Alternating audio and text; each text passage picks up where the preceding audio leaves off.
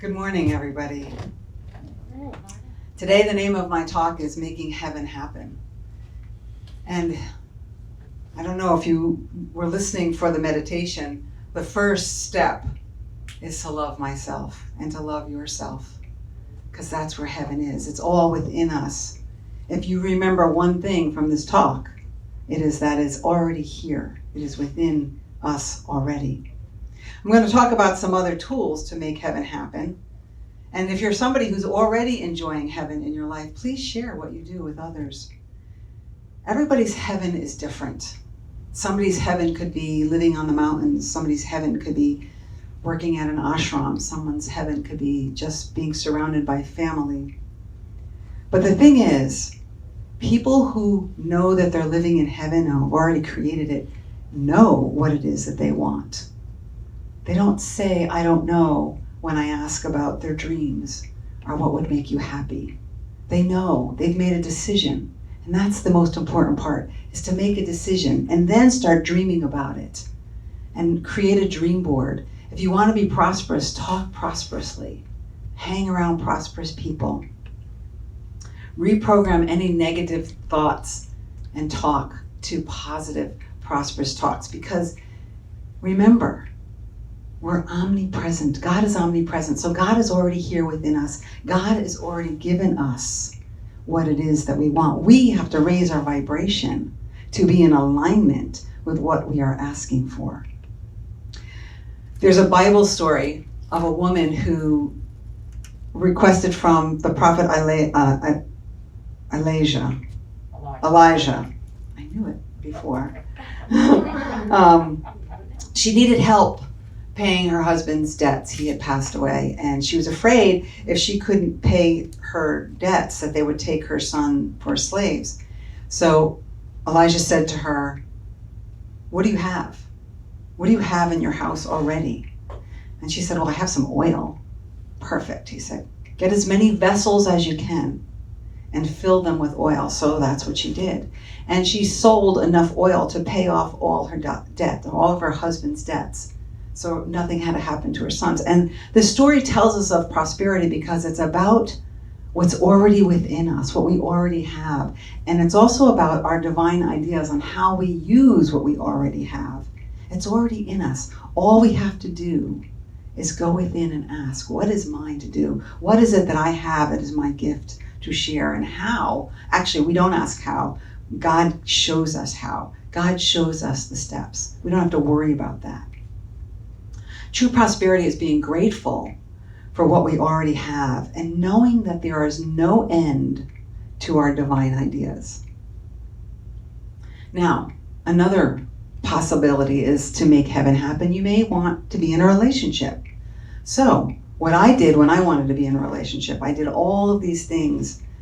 I did the footwork. I went on websites, dating sites. And I surrounded myself with couples that I admired, couples that I thought they had a great relationship. I also surrounded myself with hearts. And I did what I thought I was supposed to do. I did my part of it. I created a dream board with couples and got into that feeling of what I thought it would feel like to be in a relationship, to feel that being cherished, to feel that in love feeling. And I had to feel it towards myself. I actually had one sponsor say to me, you want roses? Go out and buy yourself some roses. So I did. I bought myself a dozen roses. And interestingly enough, that same Valentine's Day, two other men bought me roses. One was a client and one was my another good friend of mine that got roses. I was like, wow. Now, it wasn't exactly who I wanted them from, but it didn't matter. In my mind at that point, I thought getting roses was going to help me feel loved, and it did. I did feel loved, but it was a different kind of love than what I was looking for. But it didn't matter because I felt loved, and I felt loved by myself as well as others. So the first step is decide. Decide what you want. And then the next step is let it go. Just let it go. It's a spiritual surrender, and that's not passive. Spiritual surrender is not passive because you work as if It depends on man as it depends on you. And then you think and are grateful as if it's already here, so that you're in that vibration. And you pray as if everything depended on God. Let God show us the how. Remember omnipresence. It's already here. It's already within us. It's already in the world. We just have to raise our vibration. So by letting it go and then keeping our vibration high, we don't only get what we want, we get what we need that's going to keep us in that vibration. God is in everything already. All presence is here now. Heaven is here now. So I'm going to read to you from the Courage, Conviction, and Consciousness, which is one of my daily readers, and it was July 8th. It's called God's Help. No matter what problem or difficulty you are facing, God's answer is already on its way to you.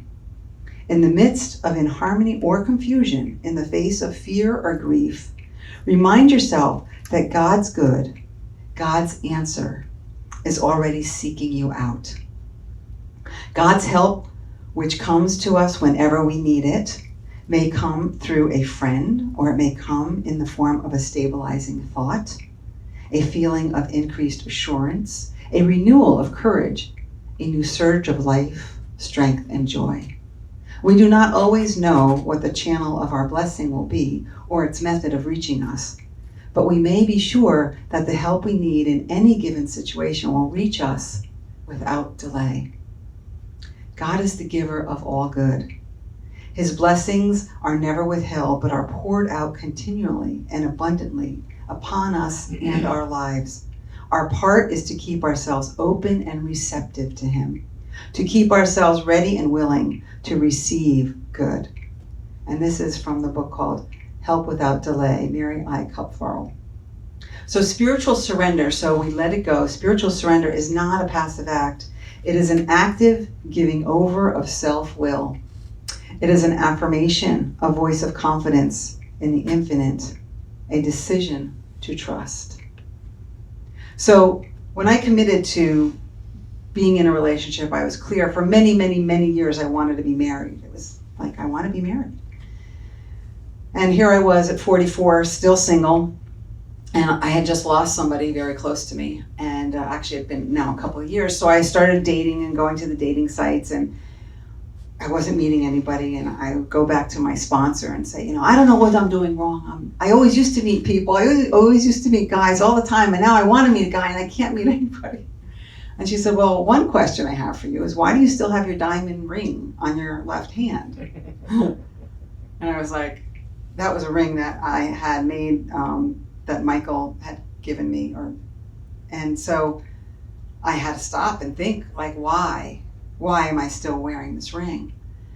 And what came to me was, it allowed me to feel deserving of love, which I know is bizarre, but for some reason I attached being deserving to a diamond ring, and I wore it on my left hand because I wanted to be married. So she said, well, I strongly encourage you to take that ring off, because if guys see you with the ring, the good guys are going to say, forget it, she's unavailable. She said, and if it's a guy approaching you anyway, you don't want him because he's willing to date a married woman. I was like, yeah, that's a good thought. So I started by taking the ring off at night and leaving it on my dresser and feeling uncomfortable with that and getting in touch with, I deserve love. It doesn't matter if I have a ring on my hand. It doesn't matter that I already had love. I deserve love, and I don't have to worry about wearing that ring. So eventually I took the ring off and I started meeting people, but I really didn't like any of them. And finally I said, you know what? After a couple of months, I said, I'm done. I've been through enough. I don't want to meet anybody. I'm okay with being single and pursuing my career. And one night I went out dancing and I met Gabe. It was wonderful. And not only did I get what I wanted, I got what I needed. I got a man that could fix anything in the house. That was not something I thought I needed, right? I also didn't think I needed somebody to help me soften my delivery, because I guess I could be pretty strong. And he's the perfect person for that. He's helped me and continues to help me because I still have some work to do. But he's helped me to cultivate that softness that can be powerful. And I never knew I needed that. I thought I was pretty soft, but anyway, he let me know I wasn't. And what was so interesting about it was one of those things that I inherited from my mother. I can't say inherited, but it was a behavior that I got from her strongness and her toughness. And although it carried me through many things in my life, it wasn't working in a relationship. So now, in what I'm pursuing as being a minister, I have to even learn to be even softer. So I'm truly grateful, honey. Thank you. So turn it over. Be willing to receive, but also the spiritual surrender. Open yourself up to receiving not only what you want, but what you need. And know that it's going to feel probably even better than what, at least it has for me, better than what I thought I wanted. It's much better. So the next two things are a little more challenging for me anyway. The next one is forgiveness. If you want to make heaven happen in your life, you have to be willing to forgive, and you have to forgive, because when we don't, we can't move forward. There's a stuckness in us that won't allow heaven to happen, that won't allow that freedom and that joy. If you struggle with heartfelt forgiveness, then just be willing. And as you work toward being able to forgive, know the unconditional love of God is for everyone. And this knowledge moves us to a new dimension. Ask yourself, how would I feel if I were to forgive? And if I turn that word around, instead of forgive, give way for. What are you willing to give up for yourself to be free? What are you willing to give up for love? What are you willing to give up for heaven?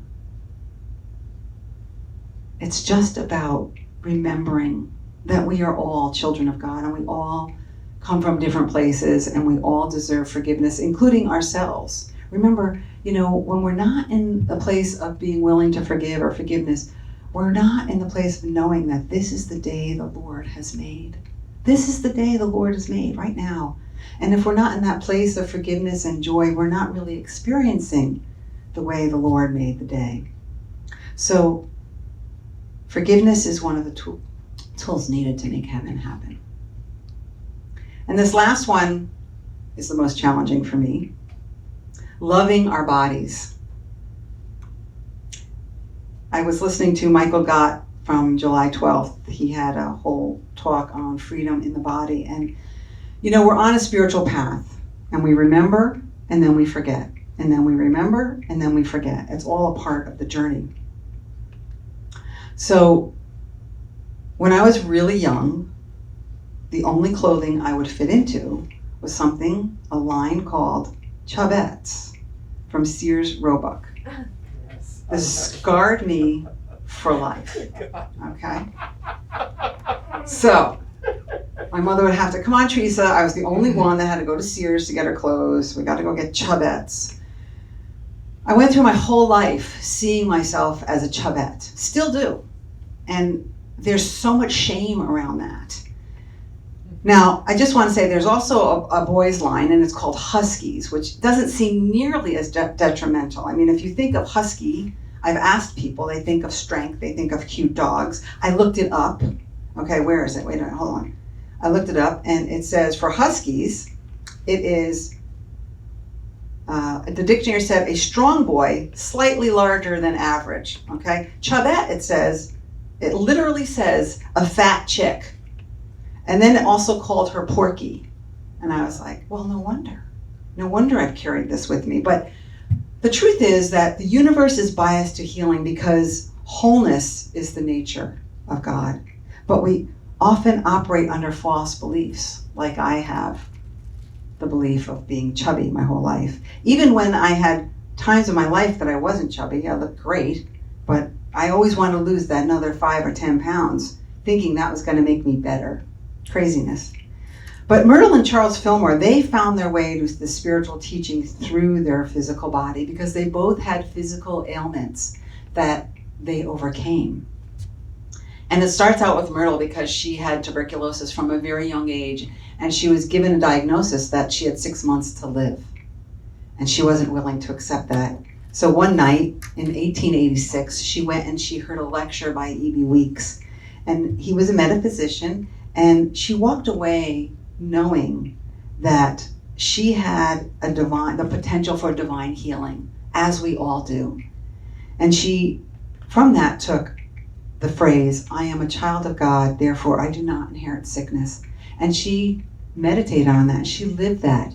And she continued to do that for 2 years.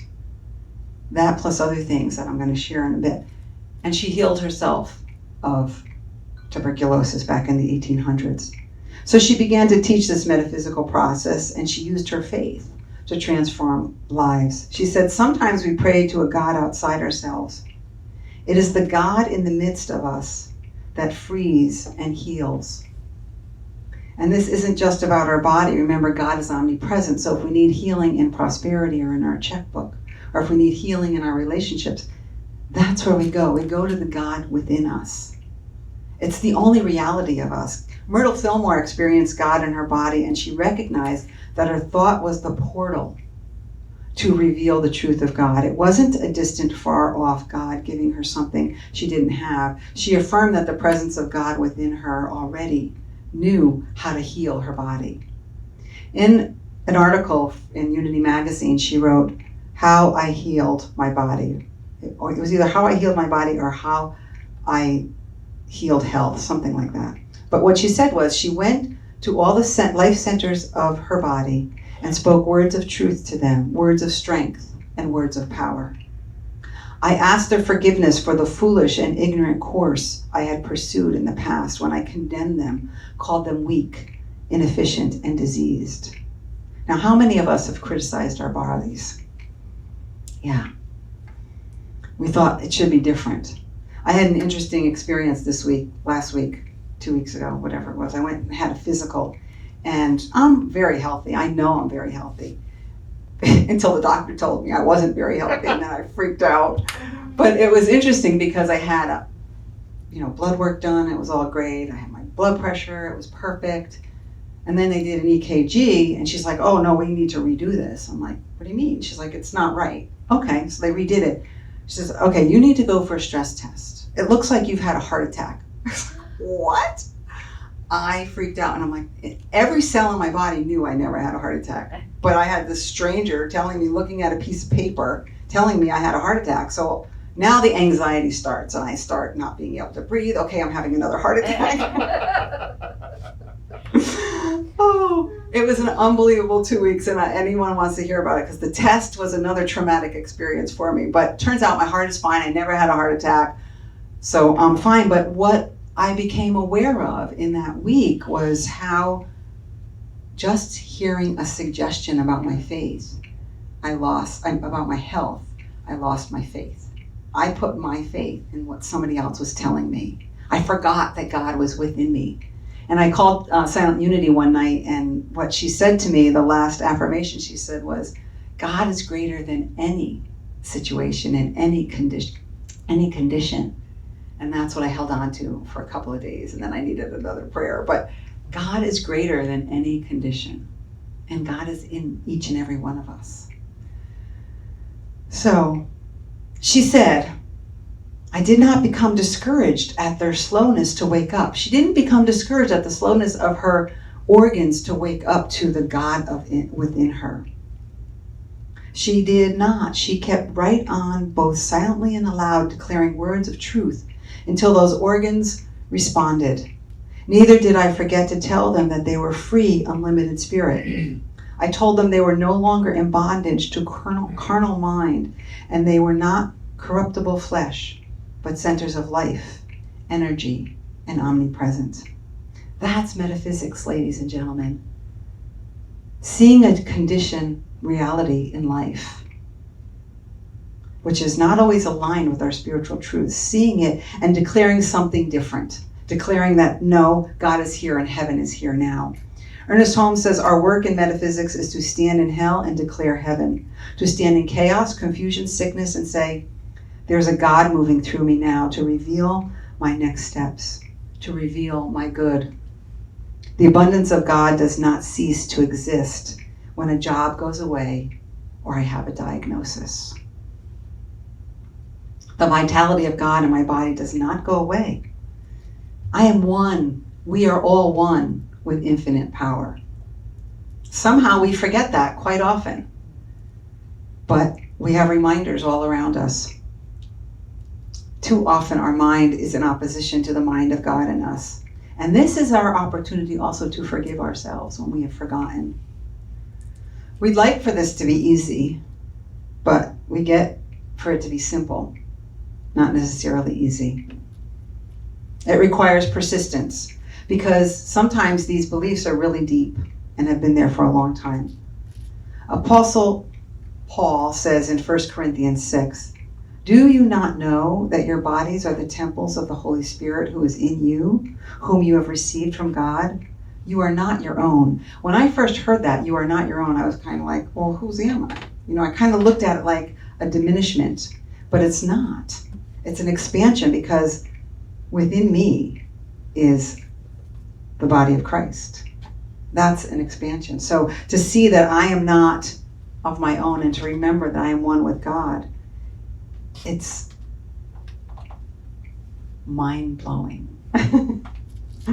So, and also I want to talk a little bit about shame. Shame blocks our flow also, and the deal with shame is it's a secret. Many of us don't like to talk about our shame. And it's sad. One of the stories, and I asked Gabe's permission if I could share this story. I've known Gabe 13 years, and within the last 2 years, he works out and he looks great, and it makes me angry because he eats whatever he wants, and I work out and I don't look so great, and I can't eat whatever I want. So I made some snide comment to him one night, and instead of getting angry, which is normally his MO, and then we'd get into an argument, he turned to me and he let me know how hurtful that was. And he said, "My whole life growing up, I was skinny and I was bullied because I was skinny." He said, "And for the first time in my life, I feel good about my body, and you have to say that to me?" Ugh. Oh my God, it was awful. But it made me see how, I was thinking something different of him. I had no idea. And body shame comes in many different ways. Now, maybe you've never experienced body shame, but I ask you to hold the space, because maybe your wife or your daughter or your son, your brother, somebody I'm sure has body shame. And to be able to hold the space and to find love and healing for them. Let it not be a secret anymore. In Romans 12:1, "Therefore I urge you, brothers and sisters, in view of God's mercy, to offer your body as a living sacrifice, holy and pleasing to God. This is your true and proper worship." So instead of constantly looking at my body as something it's not, how about it's the vessel that I'm here, that it was given me, that's perfectly fine in the eyes of God, to do what I came here to do, to share the gift. And maybe it is my body that's going to help me to share that gift. I don't know. But let it be the path to our freedom. Let it be part of what is going to allow us to have and experience heaven on earth. Knowing God is always with me, I choose to see situations in the outer world as temporary conditions. Happiness is truth as we move through life in partnership with God. So if you're given the gift of tomorrow, to summarize what we talked about here, you make a decision. What is it that you want? You let it go. Turn it over to God, spiritual surrender, and being open to receive maybe what you need. Forgiveness, giving way for a new thought. Loving our bodies. The life of your dreams is already within you. Heaven is already here on earth. Nothing is outside of you. I love you, and I am listening.